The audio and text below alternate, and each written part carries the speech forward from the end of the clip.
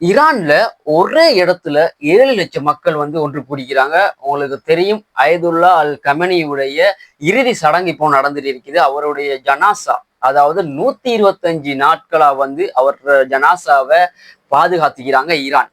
அதாவது உங்களுக்கு தெரியும் வந்து இந்த 2026 பிப்ரவரி 28ஆம் தேதி இஸ்ரேல் வந்து ஈரானுக்கு ஒரு தாக்குதல் ஒன்று செஞ்சிருந்தாங்க. அந்த டைம்ல அதாவது ஈரானுடைய சுப்ரீம் லீடர் அயதுல்லா அல் கமெனி வந்து இறந்துட்டாருன்னு சொல்லி மார்ச் 1ஆம் தேதி உத்தியோகபூர்வமா வந்து அறிவிச்சாங்க. அந்த நாள்ல இருந்து அவர் மௌத்தாயினதுல இருந்து இப்போ வரைக்கும் அவரை வந்து 4 மாசமா வந்து அவரை உடல்களை பாதுகாத்து இப்போ அவரோட ஜனாசாவை நல்லடக்கம் செய்வதற்காக ஈரான்ல உள்ள பல இடங்களுக்கு அவரோட ஜனாசாவை கொண்டு போறாங்க. அந்த இடத்துல பாத்தீங்கன்னு சொன்னா 7 லட்சம் மக்கள் ஒன்னா சேர்ந்திக்கிறாங்க. இது உலக வரலாற்றிலே இல்லாத ஒரு கூட்டம் என்று சொல்லப்படுது.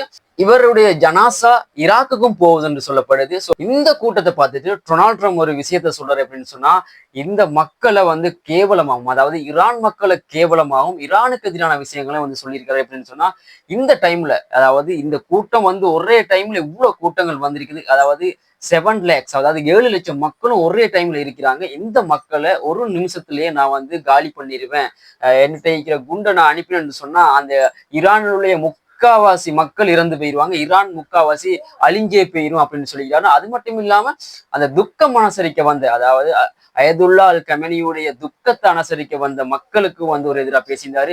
அவங்க ஒரு பைத்தியம், அவங்க ஒரு மென்டல், இந்த மாதிரி கொச்ச கொச்ச வார்த்தையால அந்த துக்கத்தை அனுசரிச்சுக்கிட்டு இருக்கிற மக்களுக்கு வந்து கேவலமான வார்த்தைகளை, கொச்ச கொச்ச வார்த்தைகளை வந்து டொனால்ட் ட்ரம்ப் வந்து சொல்லியிருக்கிறாரு. அதுவும் சோசியல் மீடியால பயங்கரமா வந்து அது பரவிட்டு வருது.